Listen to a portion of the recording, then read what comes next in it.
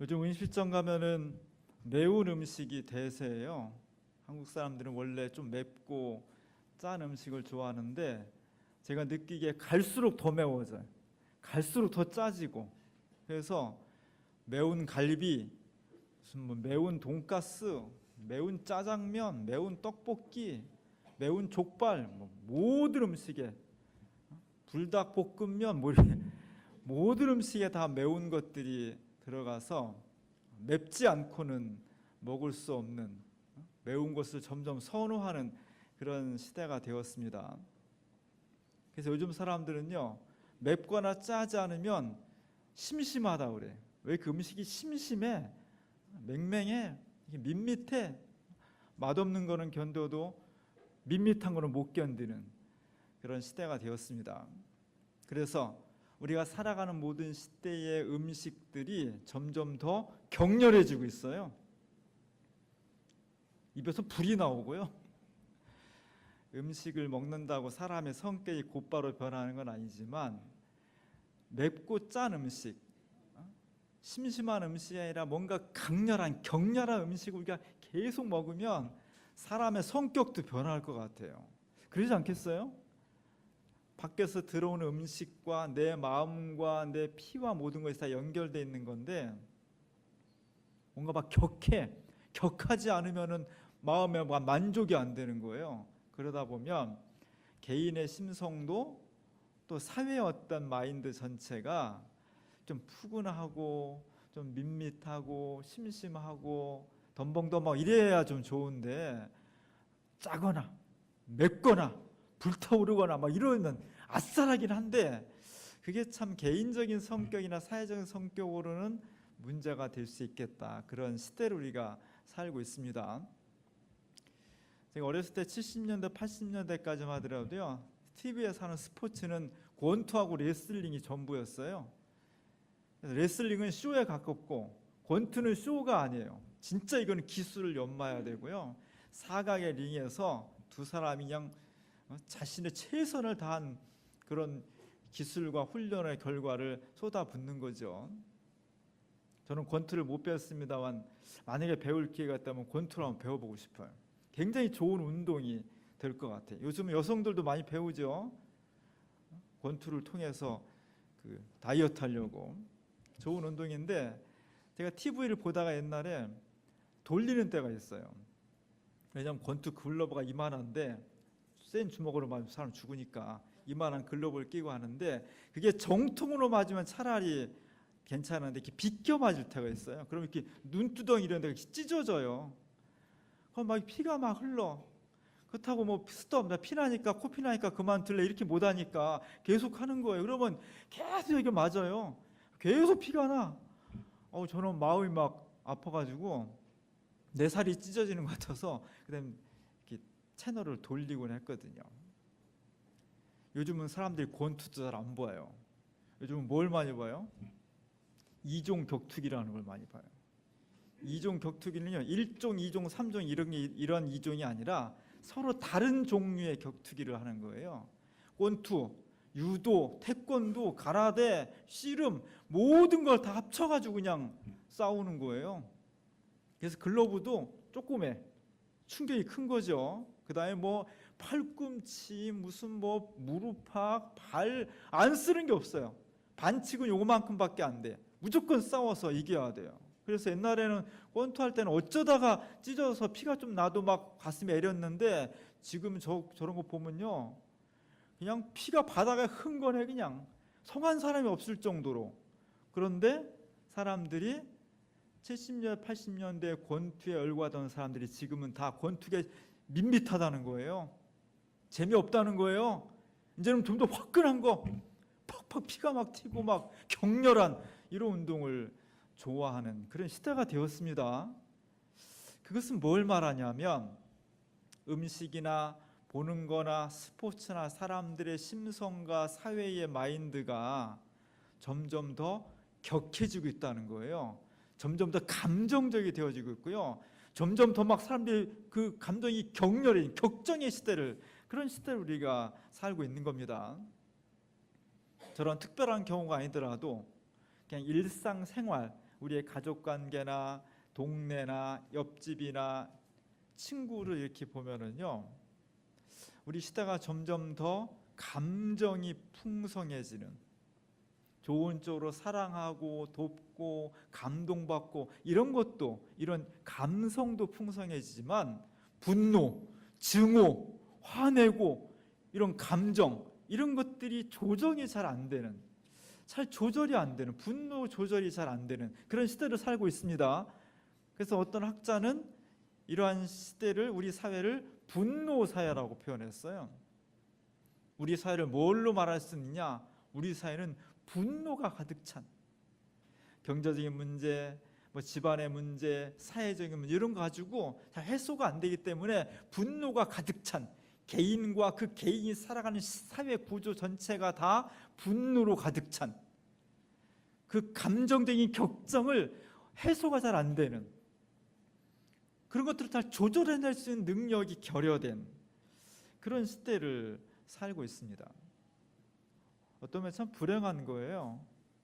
저는 우리 시대도 그렇지만 더 걱정스러운 것은 우리 다음 세대, 우리 어린아이들이 이미 태어날 때부터 격정적인 사회, 감정을 여과 없이 표출하는 그런 사회, 격렬한 것에 길들여진 사회, 태어날 때부터 그런 것을 보고 느끼고 그런 분위기 속에서 살아나는 우리 다음 세대의 아이들이 참 걱정스러워요.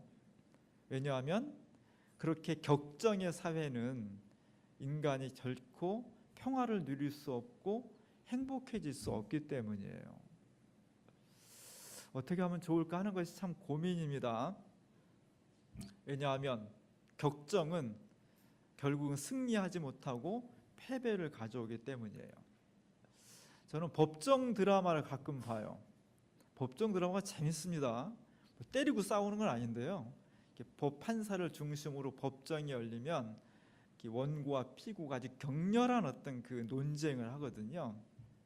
법정 영화 중에 고전 중에 하나가 1992년도 한 25년 전에 개봉된 A Few Good Men이라는 영화예요.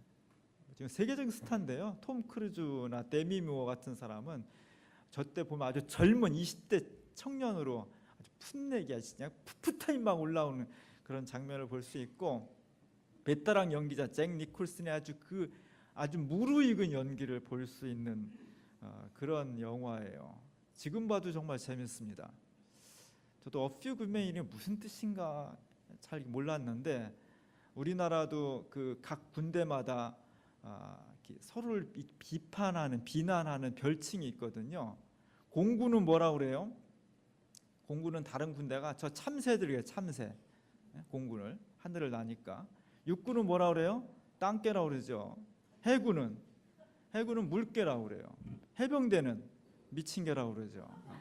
그게 이제 서로를 비난하는 그런 용어들이 있는데, 미국 군대는 뭐 비난하는 건 아니고 자기 자부심을 갖는 용어들이 있어요.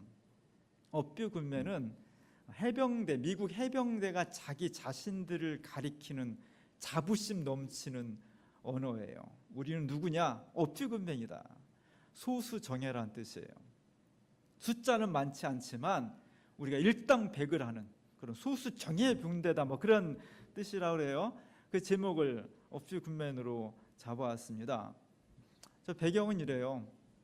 미국이 쿠바하고 사이가 안 좋았잖아요. 사회주의 국가하고 막 미사일 쏘려고 그러고 막 그런 적대적인 감정이 있었는데, 그 쿠바에 가장 가까운 기지 중에 하나가 관타나모라는 미국의 해군 기지가 있습니다.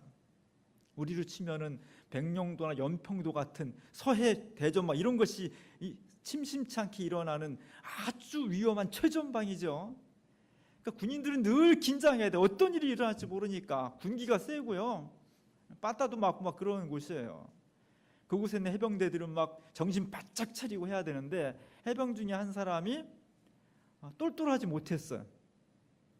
그래가지고 2명의 선임 해병대가 그 좀 덜 똘똘한 이 해병대를 얼차를 주다가 죽었어요. 사망을 해요. 그래서 법정에 넘겨졌는데, 이것을 가지고 이제 중위 대위인 이 풋내기 젊은 군 법무관들하고 이것을 지시한 세력이 막강한 해병대 부대장하고 싸움을 하는 거예요. 사람이 죽으니까 부대장은 자기가 그것을 코드 제로라고 해서 코드 레드라고 해서 그것을 얼차를 주라고 명령을 내렸는데 나는 안 그랬다고 딱 발뺌을 하는 거예요. 그리고 자기는 더 높은 자리로 영전을 하게 돼 있고 나머지 해병 2사람만 살인죄로 몸팡 다 책임을 져야 되는 그런 상황에서 아주 젊은 법무관인 톰 크루즈하고 데미 무어가 이것의 실제 책임은 저 노련하고 권력이 막강한 잭 니콜슨 부대장에게 있는 것이라는 것을 법정을 통해서 밝혀내는 거예요.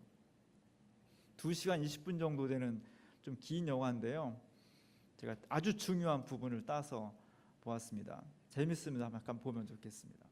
Lieutenant Kendrick ordered the code red, didn't he? Because that's what you told Lieutenant Kendrick to do. Object! And when it went bad, you cut these guys loose! Your Honor, you had Marcus inside a phony transport. Your Honor, you doctored the logbook. Damn it, Captain! You coerced the doctor. Consider yourself in contempt. Colonel Jessup, did you order the code red? You don't have to answer that question. I'll answer the question. You want answers? I think I'm entitled. You want answers? I want the truth! You can't handle the truth. Son, we live in a world that has walls, and those walls have to be guarded by men with guns. Who's gonna do it? You? You, Lieutenant Weinberg? I have a greater responsibility than you can possibly fathom. You weep for Santiago and you curse the Marines. You have that luxury. You have the luxury of not knowing what I know, that Santiago's death, while tragic, probably saved lives, and my existence, while grotesque and incomprehensible to you, saves lives. You don't want the truth because deep down in places you don't talk about at parties, you want me on that wall. You need me on that wall. We use words like honor, code, loyalty. We use these words as the backbone of a life spent defending something. You use them as a punchline. I have neither the time nor the inclination to explain myself to a man who rises and sleeps under the blanket of the very freedom that I provide, and then questions the manner in which I provide it. I would rather you just said thank you and went on your way. Otherwise, I suggest you pick up a weapon and stand a post. Either way, I don't give a damn what you think you are entitled to. Did you order the code red? I did the job. Did you order the code red? You're goddamn right I did!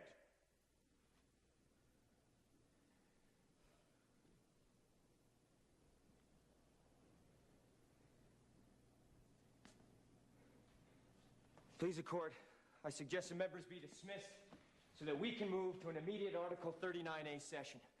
The witness has rights. Captain Ross.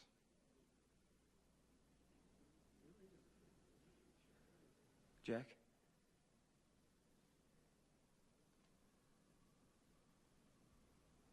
The members of the court will retire to an anteroom until further instructed. All rise. What the hell is this? Colonel, what's going on? I did my job, I do it again. I'm gonna get on a plane and go on back to my base. You're not going anywhere, Colonel. MPs, guard the Colonel. Yes, sir. Captain Ross. What the hell is Colonel this? Jessup, you have the right to remain silent. Any statement I'm you being make charged with a used against you crime. in the trial by court-martial, Is that what this is? judicial or administrative I'm being charged with a You have crime? the right to consult with a lawyer prior to any further This is questioning. funny. This lawyer may be a civilian That's what lawyer this appointed is. by you at your This own is- expense. or I'm gonna military rip the lawyer. eyes out of your head and piss in your dead skull! You fucked with the wrong Marine! Colonel Jessup, do you understand these rights as I've just read them to you?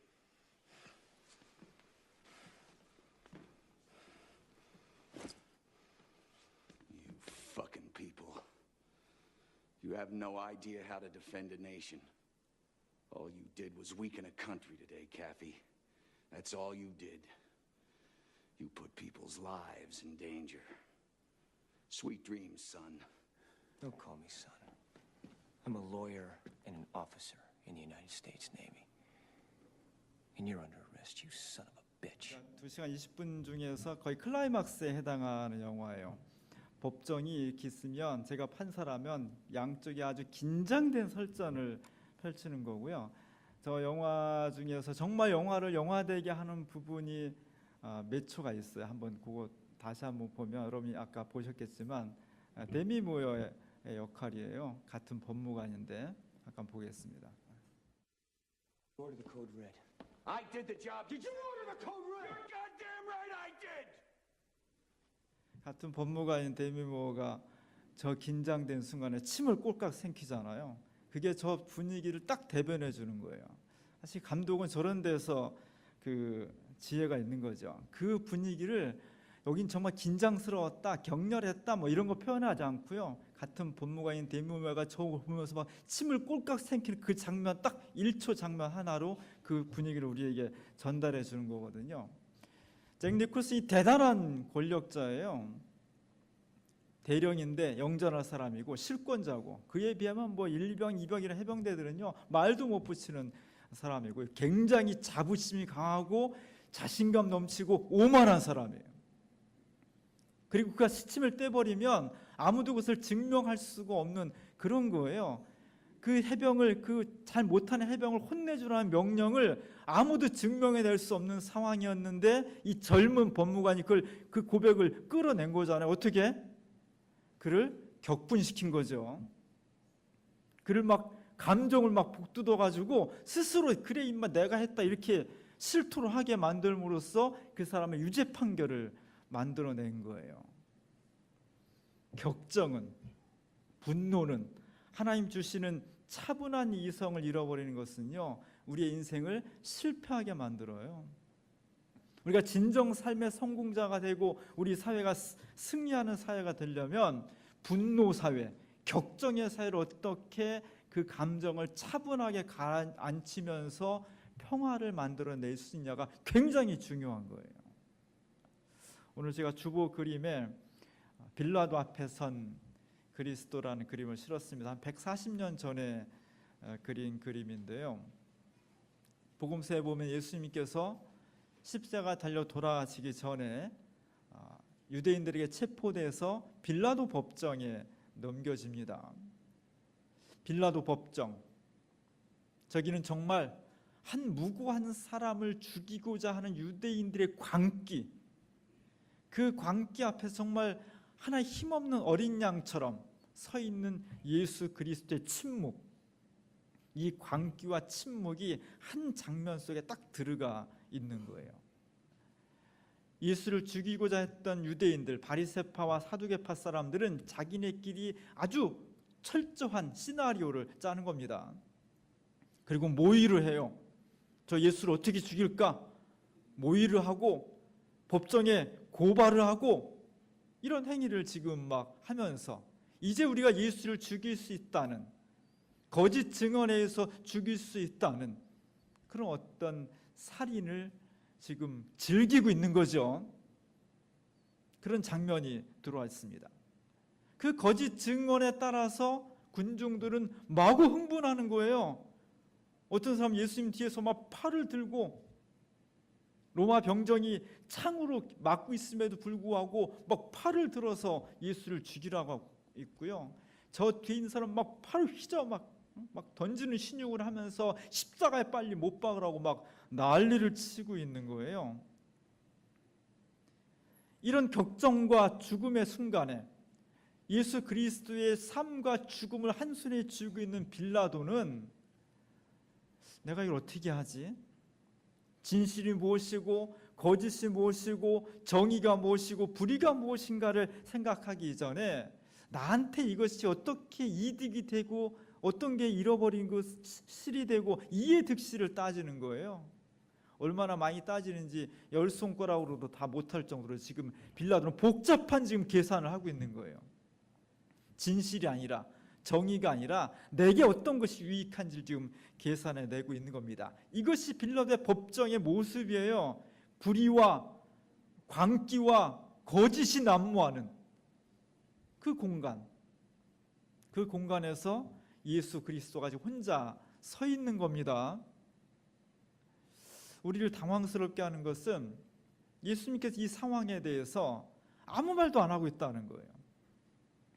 자신의 말에 따라서 자신이 어떻게 변호하냐에 따라서 지금 삶과 죽음이 왔다 갔다 하는데 돈 몇 푼 잃고 마는 게 아니잖아요. 몇 달 동안 감옥 갔다가 실수하는 그런 문제가 아니잖아요. 지금 여기서 잘못하면 사형을 당하는 거거든요.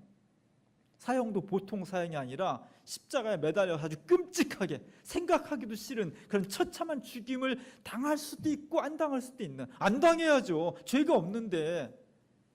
나 같으면 막 아니라고 조목조목 따지면서 저 사람들의 논거가 잘못된 것이고 나는 죄가 없다고 어떻게든지 설득하고 죽음을 면하려고 하는 것이 모든 사람의 일반적인 모습이에요. 근데 오늘 예수님은 이 불의한 현장, 이 거짓된 현장, 이 광기의 현장 가운데에서 아무런 말씀을 하지 않고 있는 겁니다. 침묵하고 있는 거예요. 왜 그랬까? 왜 그랬을까? 이건 참 우리를 당황스럽게 해요. 만약 저것이 일상화된다면 거짓과 불의가 횡행할 것이고 정의는 질식할 거예요. 저것이 만약에 일반화된다면 이 땅에 정의는 발붙일 곳이 없는 거죠. 내가 살기 위해서라고도 하지만 더 크게는 이 땅에 불의를 몰아내고 거짓을 심판하고 정의를 세우기 위해서라도 저 빌라도 법정에서 무엇이 진실이고 무엇이 거짓인지를 조목조목 다 따져서 예수님이 무죄를 받아냈어야 돼. 우리 생각으로는 그게 맞잖아요. 근데 예수님께서는 그러지 않았습니다. 그냥 침묵하심으로써 죄인으로서 유죄 판결을 받았고 십자가 달라 매달려 죽는 끔찍한 처형을 받게 되었습니다. 왜 그랬을까? 참 풀리지 않는 의문이에요. 제가 예수님 만나면 꼭 물어보고 싶은 게 저 장면이에요. 왜 그때 아무 말씀 안 하셨는지. 성경에는 왜 예수님께서 아무 말씀 안 하셨는지에 대해서 아무런 설명이 없어요. 그래서 아무도 확답을 할 수는 없습니다. 근데 추측을 해보는 거죠. 왜 그랬을까? 예수님의 심정이. 제 생각에는 예수님은 이것이 최종이 아니다라고 생각하셨을 것 같아요. 내가 지금 십자가 달 죽는 것이 마지막이 아니다. 마지막은 어디냐면 사람은 죽음이 끝이라고 하지만 내가 세상을 구원하기 이 땅에 그리스도로 왔는데 여기서 죽는다고 해서 그것이 끝이 아니다. 끝이 아니라는 거죠. 왜냐하면 십자가가 있어야 반드시 그 뒤에 부활이 있기 때문이죠. 예수님의 삶의 끝은 죽음이 아니고 부활인데 그 부활에 이르기 위해서 반드시 거쳐야 되는 것이 죽음이에요. 죽음이 없이는 부활도 없는 것이죠. 그래서 예수님은 부활의 끝을 가기 위해서 십자가의 죽음을 받아들이신 것 같아요. 그 속에는 내게 지금 어떤 아픔과 시련과 고통이 온다 할지라도 하나님께서 내게 뜻하신 것이 있다면, 이 속에 하나님의 섭리가 있다면 나는 그것을 그대로 받아들인다는 우리 예수님의 깊고도 철저한 믿음이 있는 겁니다. 이렇게 수많은 불의가 횡행하고 거짓 있는 곳에 내가 죄인으로 서 있는 것이 모순이긴 하지만 그것이 우연도 아니고 유대인들의 작전에 의한 것도 아니고 어떤 협잡에 의해서 한 것도 아니고 그 모든 바탕에는 십자가를 통해서 인류를 구원하시고자 하시는 하나님의 놀라우신 구원의 뜻, 구원의 계획, 구원의 섭리가 있다는 것을 아프지만 두렵지만 힘들지만 그것을 예수님께서 받아들였을 때 그때 주님은 그 앞에서 아무것도 안 하고 침묵했던 겁니다. 두려워하지도 않고 분노하지도 않고 이것이야말로 그리스도의 평강이죠. 그리스도의 평강은 이런 거예요. 편안하고 별 일 없고 사업 잘 되고 가정 편안하고 나 건강하고 걱정거리 없고 그래서 오는 평화가 그리스도의 평화가 아니라 억울하고 분노하고 아프고 죽음이 기다리고 있고 너무너무 힘든 상황이지만 그 어떤 것도 예수 그리스도를 격정으로 몰아갈 수 없는, 어떤 것도 그리스도의 평화를 깨트릴 수 없는 그 평강, 그것이 바로 그리스도가 가지고 계신 평강이었고 우리가 추구하는 평화의 내용인 겁니다. 오늘 사도 바울이 골로새 교인들한테 이렇게 말하고 있잖아요. 그리스도의 평강이 너희 마음을 주장하게 하라. 여기서 말하는 그리스도의 평강은 아무 부족함이 없는 나른한 평화가 아니에요. 정말 막 격동하는, 두렵고 떨리는, 삶과 죽음이 교차하는 분노가 막 속에서 끓어오르는 세상을 뒤집어 엎고 싶은 억울함이 있는, 그럼에도 불구하고 그것이 나를 뒤집어 놓을 수 없는, 나를 지배할 수 없는, 그것보다 더 강한, 더 깊은, 더 영원한 그 평화, 하나님이 주시는 평화, 그것을 성경은 그리스도의 평강이라고 말하고 있습니다. 그 평강이 오늘 이 시대를 살아가는 골로새 교인들이나 우리 주민교회 모든 사람들의 심령 속에 주장하도록 하라는 거예요. 그 평강이 우리를 지배하도록 하라는 거예요. 그 그리스도의 평강을 우리가 모셔드려서 그 평강이 우리 삶 속에 충만하도록 하라는 겁니다. 왜냐하면 우리가 살아가는 인생은, 우리가 살아가는 역사는 격동의 시대이기 때문이에요. 음식뿐만 아니라 스포츠뿐만 아니라 우리의 삶의 구체적인 일거수일투족 속에 날이 갈수록 더 감정과 분노와 원한과 격정이 내 내부에서, 내 바깥에서 우리의 평강을 무너뜨리려고 공격해 오기 때문이에요. 그것이 휩쓸리면 저 영화의 대령처럼 자기도 모르게 격정에 휩쓸려서 평강을 잃어버리고 불행해지는 그런 결과를 가져온다는 거예요. 힘들고 어려운 시대를 살고 있습니다. 정말 분노하지 않을 수 없는 상황을 많이 맞이하고 있고요. 정말 우라통이 터져서 참을 수 없는, 억울하고 힘든 경우도 있습니다.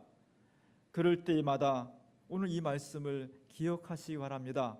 그리스도의 평강이 너희를 주장하게 하라. 그리스도의 평강이 나를 주장하게 하자. 우리 결코 분노에 치지 맙시다. 격정에 치지 맙시다. 억울함에 치지 맙시다.